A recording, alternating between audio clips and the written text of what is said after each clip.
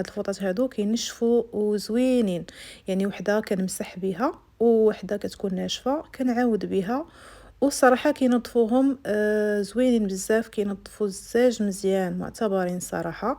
انا راني ما مسحتش الزاج مني جيت، ما مسحتوش، خليت حتى دوز الشتاء ودوز داك التكرفيس ديال الشتاء وديال الغبره وداكشي، وعاد نمسحهم دابا كيف ما كتشوفوا. غادي نمسحهم وغادي نشارك معكم ان شاء الله روتين فيه كل شيء، شنو درت يعني في التجهيزات ديال العيد كاملين. ان شاء الله كنتمنى ما نطولش عليكم هذا الفيديو، خاص صراحه غيكون طويل. المهم كيف ما كتشوفوا هنايا غادي نسد هاد الجهه هذه وغادي نمشي نفتح ديك الجهه الثانيه. الصراحه هاد السراجم هادو ما تيعذبوش انهم كيتحلوا كاملين وكنظفهم يعني من برا ومن الداخل، يعني ما كيعذبوا ما والو. هنا كيف ما كتشوفوا هنا نظفت السراجم مزيان، الزاج والجناب وكل شيء. الصراحه هاد اللوايات هادو بداو كيكبروا ولاو يعطيو لي واحد المنظر زوين للسرجم، غادي يدوروا على السرجم كامل. كيف ما قلت لكم في واحد الفيديو سابق انا علقتهم في الخيط، درت لهم واحد الخيط ولصقته في يعني في الجناب كاملين، لصقت هذاك الخيط صافي، وغادي تكبر هاد اللوايه وغادي تدور على السرجم كامل الصراحه.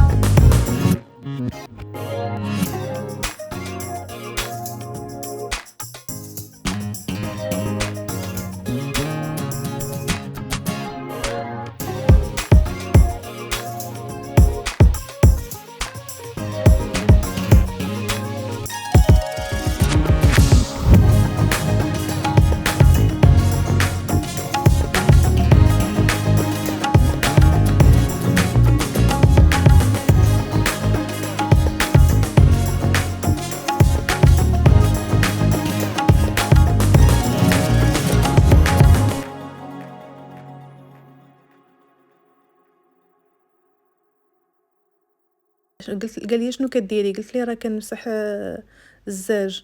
قال لي عندك طلعي وتبقاي تمسحي من برا راه طيحي ولا شي حاجه، ونوليو حايرين مع المغرب، يجي لنا المغرب كامل هنايا. المهم كيف ما كتشوفوا انا هنايا مسحت الزاج كامل. الصراحه ولا نقي، وحتى الفو تبدلات، يعني النظره ديال برا ولات الطبيعه كتبان الصراحه زوينه منين ولا الزاج نقي كيف ما كتشوفوا معايا. صراحه النقاله اللي خطي كانوا صراحه مغبرين ومنين جات الشتاء كيجي العجاج وداك الشيء لصقت فيهم الغبره ولصق فيهم داك الشيء، مهم توسخوا. هنا نفس الشيء بالنسبه للزاج ديال الكوزينه، حتى هو كيتحل للداخل ومسحته حتى هو. دابا غادي نمشي باش نصايب نيطوي الكوزينه مزيان.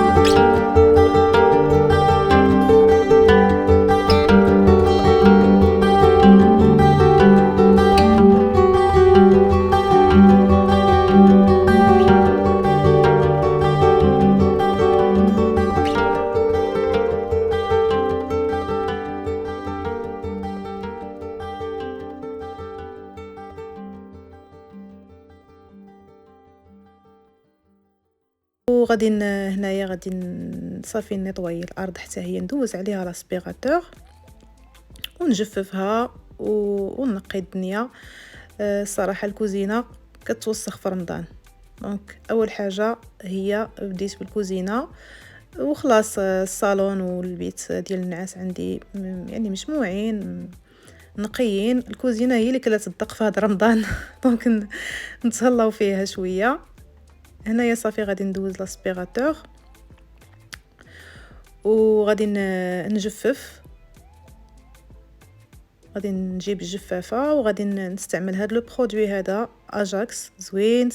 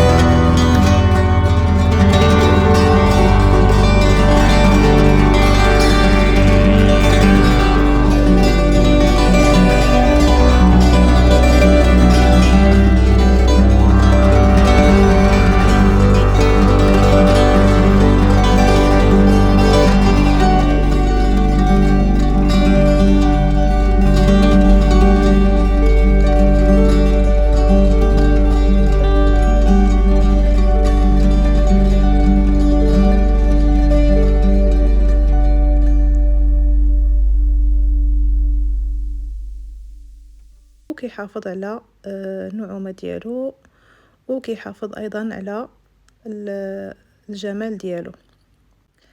هنايا غادي نضيف الزبده من بعد ما ضفت زيت ارغان، وغادي نطحن العناصر مع بعضياتها مزيان حتى نحصل على واحد الخليط اللي كيكون بحال العصير.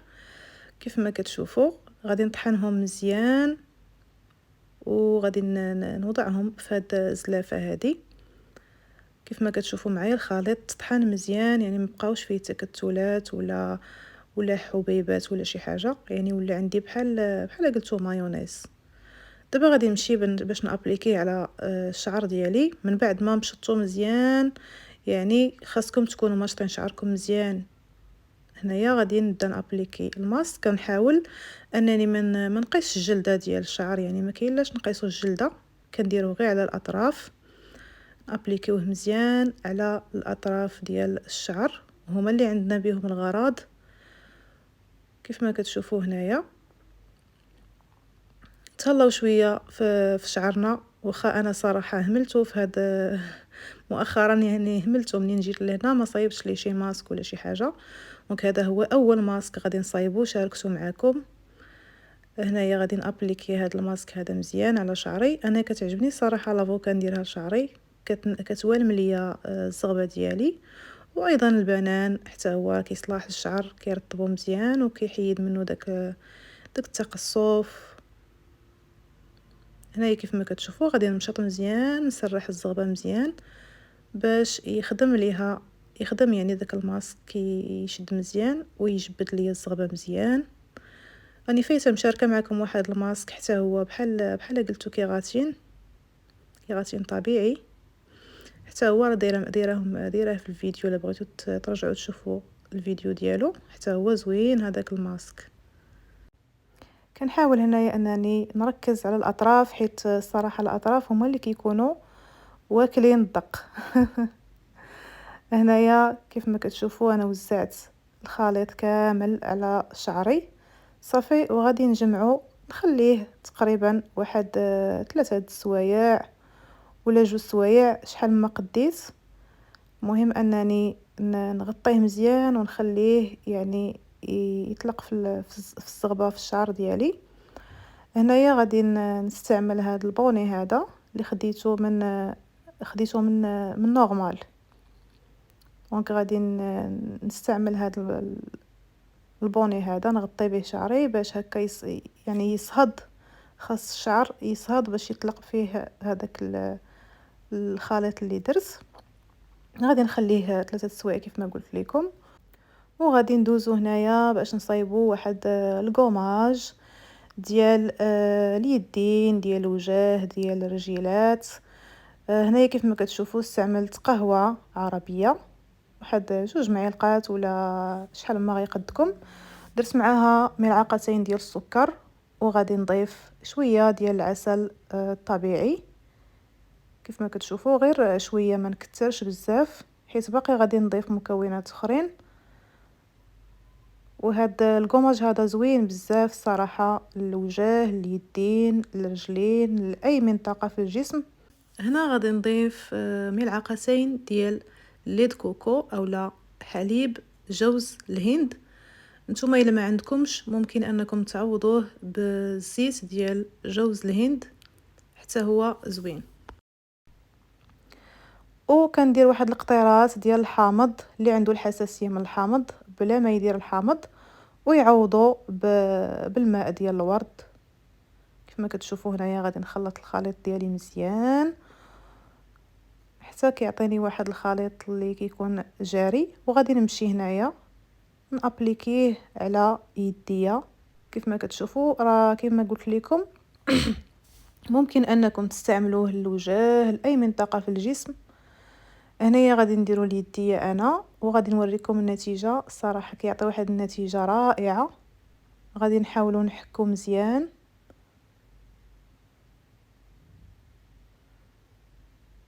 باش يعطي المفعول ديالو. هنايا هاد الجوانب ديال اليدين كيكونوا حتى هما كيكونوا سمرين شويه، كنحاولوا اننا نحكوهم ونيطوايو اليد مزيان، نحكوها باش تحيد منها الاوساخ. نتهلاو في راسنا في هذا العيد هذا باش يبانوا يدينا زوينين. وحتى هذا الكوماج حتى هو غادي نديرو حتى لوجهي، وغادي نديرو ايضا الرجليه. يعني درت انا الكميه اللي غتقدني ليدي ورجلي ووجهي. هنايا غادي نحكو مزيان وكيعطي واحد النتيجه زوينه. الا جربتوه غادي تلقاو غادي تلاحظوا الفرق، وغادي تشوفوا معايا ايضا هنايا في الفيديو غنوريكم النتيجه اللي كيعطي. المهم اننا نحكو يدينا مزيان، وهاد الجوانب حتى هما نحكوهم مزيان، ونحيدوا السمرار ديال اليدين. الصراحه اليدين كياكلوا الدق مع الشقه مع ونتهلاو فيهم دابا في العيد، علاش لا. نحاول انني نحك مزيان باش يتحيدوا الاوساخ، واليد تولي ان شاء الله تولي بيضاء وتولي زوينه في واحد الاطلاله زوينه. هنايا غادي ناخذ هاد البونجا وغادي نحك بها يديا مزيان، نحيد بها هاد الكوماج هذا، وعاد من بعد نغسل بالماء. كيف ما كتشوفوا النتيجه باينه واضحه، ولات يدي الصراحه تنقات كيف ما كتشوفوا. ومن بعد غادي ندير معكم واحد الماسك حتى هو زوين بزاف. كيعجبني الصراحه هذا الماسك هذا، كنديرو حتى ليديا حتى لوجهي. كيف ما كتشوفوا هنايا نتيجه الصراحه رائعه، عجباتني بزاف. كيف ما كتشوفوا اليد ولات نقيه ورطيطه الصراحه. بالنسبه لهاد الصباغه هذه كتعجبني، هاد اللون هذا كيعجبني بزاف.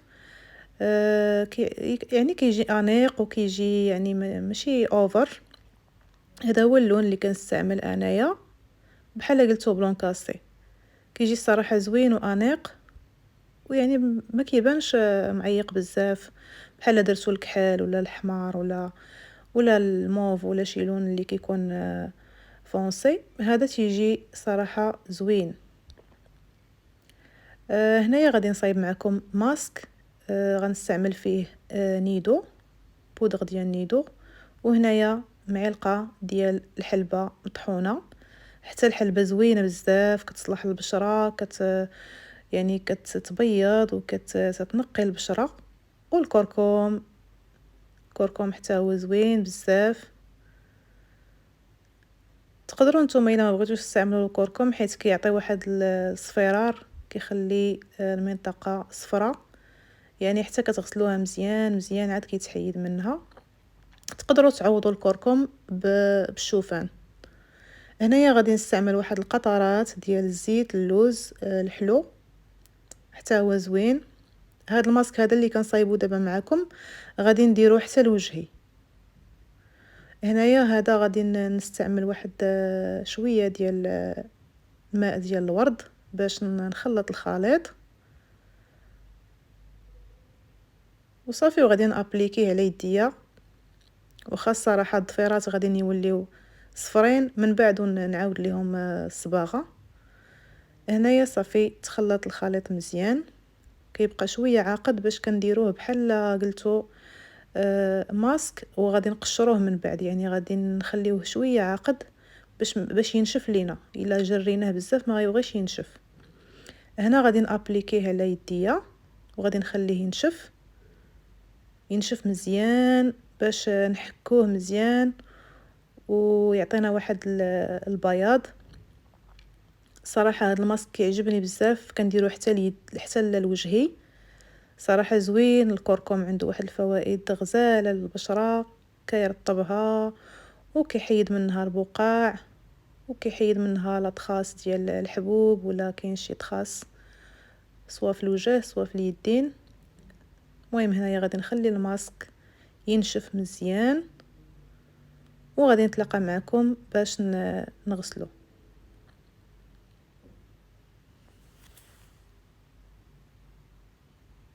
هنا من بعد ما نشف الماسك مزيان كيف ما كتشوفوا راه كيتحيد بوحديتو، يعني كتحكوه مزيان وكيطيروا هذوك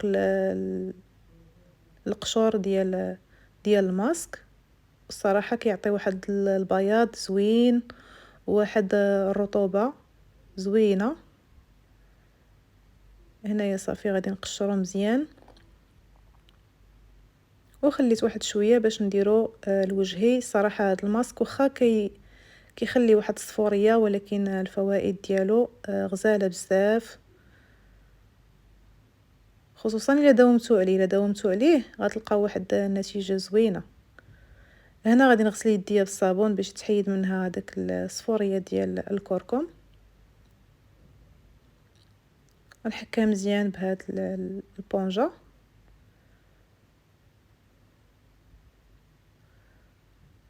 وصافي كتحيد هذيك الصفوريه، كتحيد بالزربه. حتى الضفار حتى هما كيدخل ليهم هذاك الكركم. المهم حتى من بعد ونعاود ان شاء الله الصباغه. هنايا غادي نابليكي واحد الكريم ديال اليدين. كيعجبني هذا الكريم هذا ديال الرمان، فيه واحد الريحه زوينه صافي. وكنكونوا هكا تهلينا في اليديدات ديالنا، ولاو صراحه رطبين، وصراحه عجبوني، حصلت على واحد النتيجه زوينه. ان شاء الله تجربوا هاد الكوماج وهاد الماسك اللي درت معكم، وغادي يعجبكم ان شاء الله.